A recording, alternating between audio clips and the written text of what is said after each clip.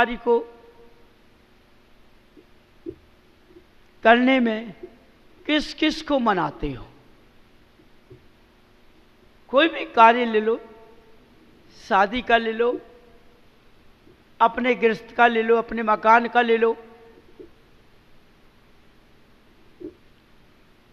कितनी मान्यताएं करते हो, कितने विद्वानों को बुलाते हो, कितने जोशियों को बुलाते हो।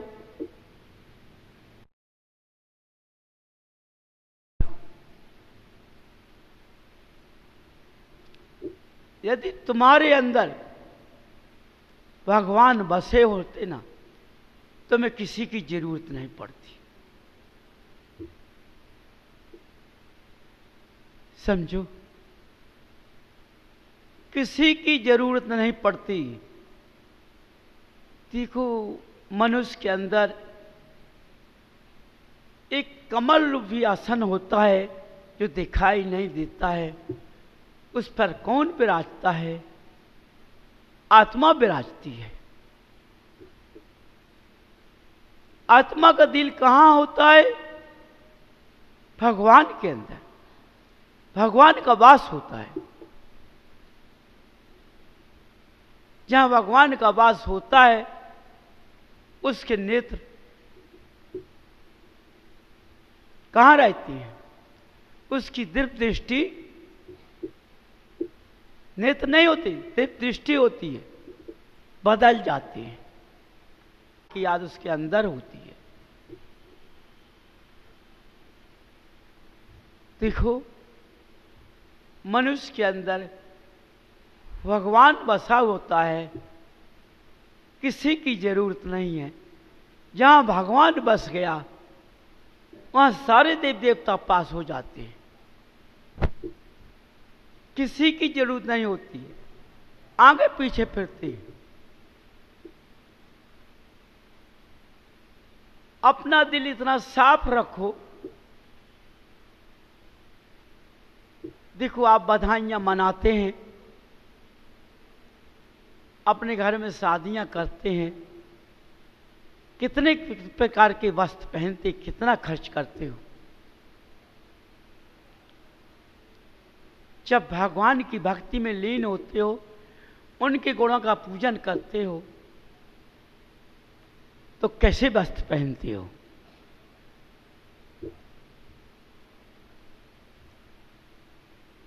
समझो, अपने अंदर उतारो, हम कैसे वस्त्र पहनते हैं। ये अपना ध्यान कर लेना, लिख लेना। जैसा तुमने वस्त्र पहना, उसी प्रकार की भावना हो जाएगी। यदि तुमने शरीर पर मैला कुचैला वस्त्र पहन लिया, तो आपको दरिद्रता आ जाएगी।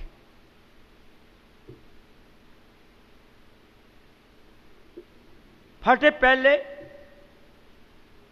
ये वस्त्रों को भगवान के चरणों में, उनका गुणगान पूजन करने में, तो जान लो तुम्हारा शरीर अंग फटने लगेगा।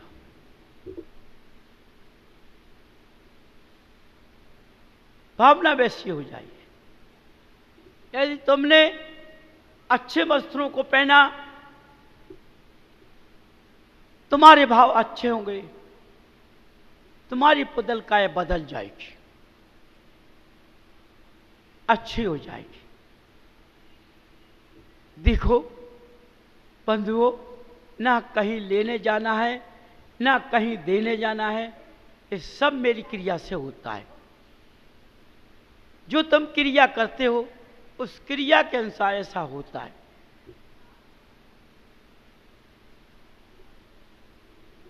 आज इस स्थान पर आने के लिए भावल का मस्त का अभिषेक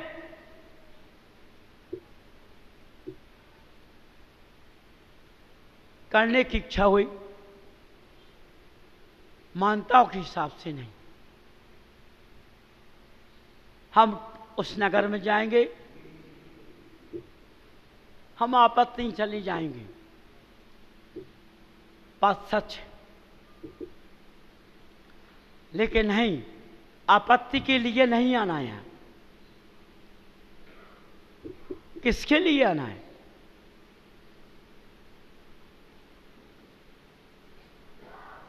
किसके लिए आना है बंधु, बताओ ना। आपत्ति तो जरा में चली जाएगी, आपत्ति रुक नहीं सकती। जैसे मकान का झाड़ू से गंदगी को झाड़ दिया, मकान साफ हो गया, उसी तरह यहां आने की रात तुमने भावना को बदला, इस स्थान पर आने के लिए इच्छा की, अपने घर से छोड़ दिया, दृढ़ता को, आपत्ति को भागना पड़ेगा।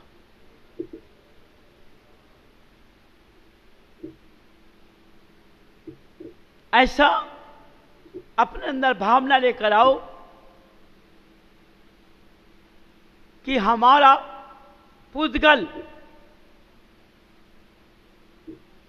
एक पत्थर की तरह मजबूत रहे। कितनी भी चोटें घल जाएं, लेकिन इस पत्थर पर कोई असर ना हो।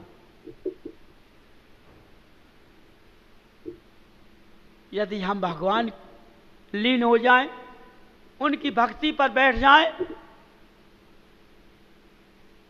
तो हमारे शरीर पर कोई भी कितना भी टिकाए, मेरा हर शरीर हल ना पाए। ऐसा भावना के अंदर, अपने अंदर ऐसे गुणों को अंदर प्राप्त करना है। यदि तुमने इस भक्ति को, इस मनुष्य पर्याय को इस तरह से बना लिया,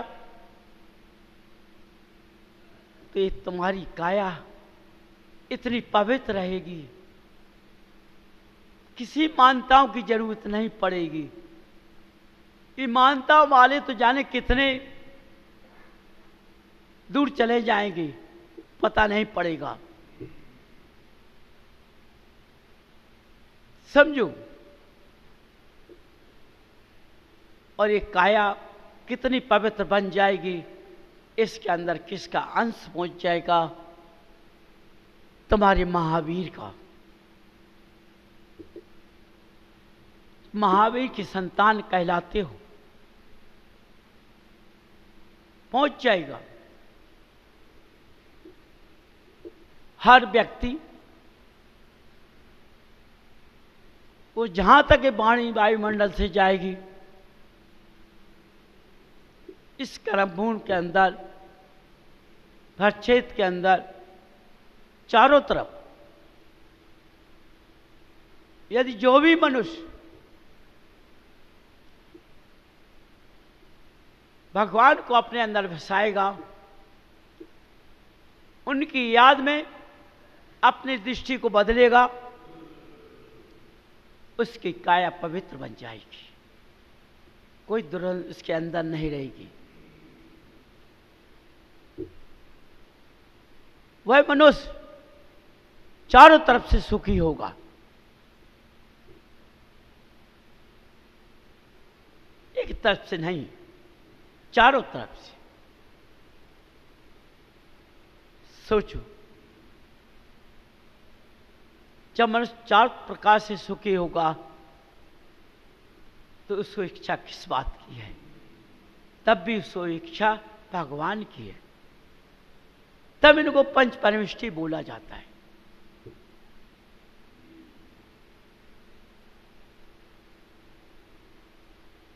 देखो बंधु,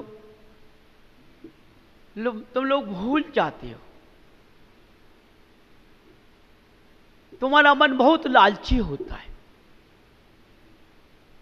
लालच कभी अच्छा नहीं होता है। लालच से मनुष्य गिर जाता है, मर्यादा से मनुष्य उठता है। जहां विनय होती है, वहां भावना अच्छी होती है। जहां विनय नहीं होती है, वहां भावना अच्छी नहीं होती है। जहां विनय होता है, वहां मान अहंकार नहीं होता है, ईर्ष्या जलन नहीं होता है। जहां ये विनय नहीं होती है वहां सब कुछ उड़ होती है। उन्हीं गुणों के अनुसार मनुष्य नीचे चला जाता है।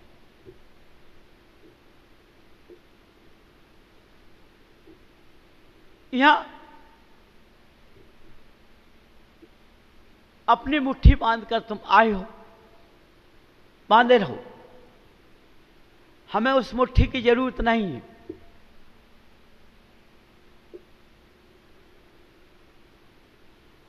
किसकी जरूरत है? हमें मनुष्य की भावना की जरूरत है।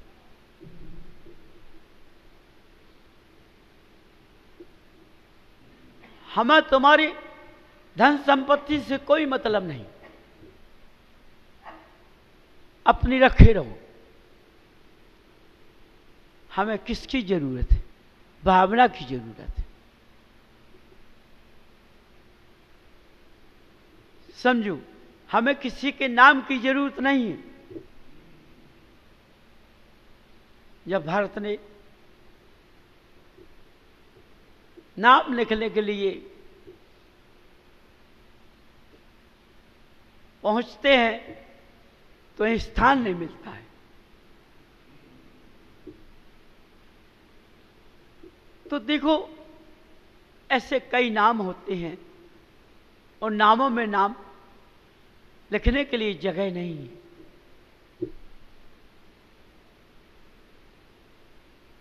कहां जगह नहीं है? जहां मान अहंकार होता है। भारत को कितना मान आ गया, चकवाती बन चुका। देखो, नाम नहीं लिख पाया। तो हमेशा इस स्थान पर आने के लिए अपने घरों में या अपनी पेटी में या अपनी अलमारी में या अपने बॉक्स में इस क्रोध मान माया को रखे आना।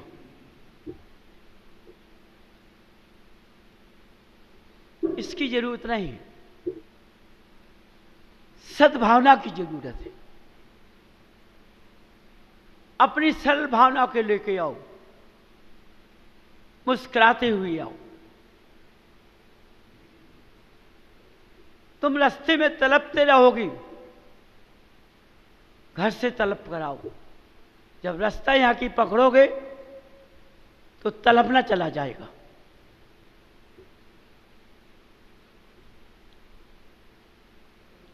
समझो,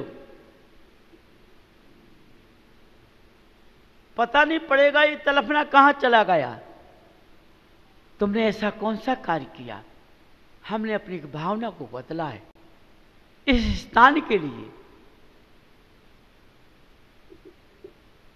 हमारी भावना बदलने से, इस स्थान पर आने से हमारी भावना कितना बड़ा कार्य किया, जबकि दिखती नहीं है।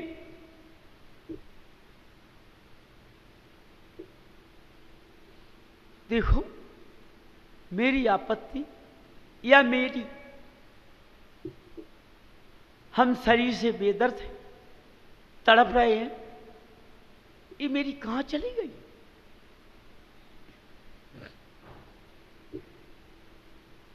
समझो, जब भगवान को अंदर विराजमान करते हो, अपनी सद्भावना को बदलते हो, तुम्हारे पुद्गल का इलाज हो गया।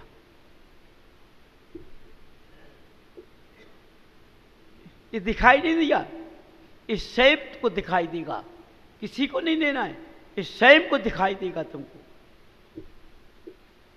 हम कैसे आए थे, यहां कैसे जाएंगे घर?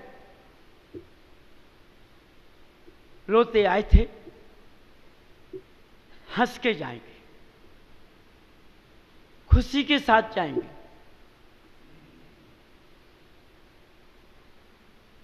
झोपड़ियों में रहते हैं, महलों में रहेंगे।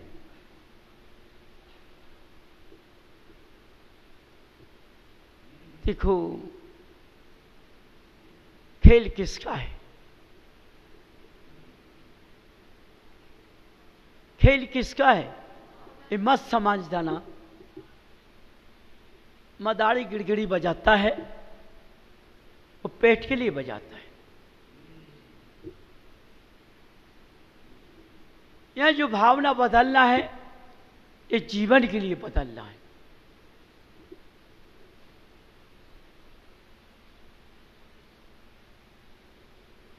मोह रखो, किससे रखो?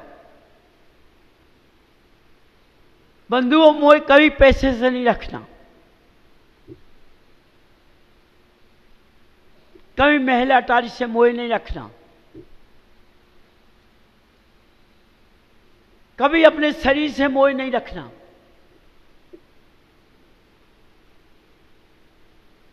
मोह रखो किससे? देवादेव अरहंत देव से। यदि इनसे रख लिया तो समझ लेना तुम वो माया तुम्हारे पास रहेगी जो कभी खत्म नहीं होगी। आज की माया तो तुम्हारे सामने चली जाती है।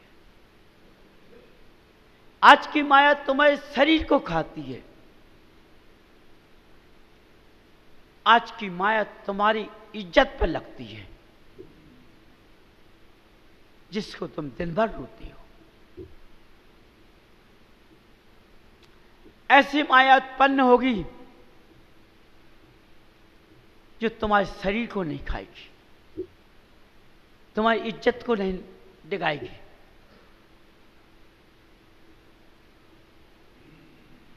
तुम्हारे शरीर को मान सम्मान रखेगा, तुम्हारे सामने खत्म नहीं होगी।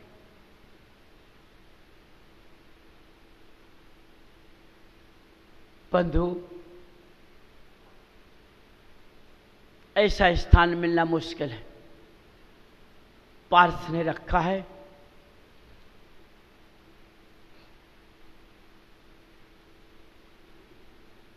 जब तक शुद्धि रहेगी, जब तक इस स्थान का आने से मनुष्य का भला होता रहेगा।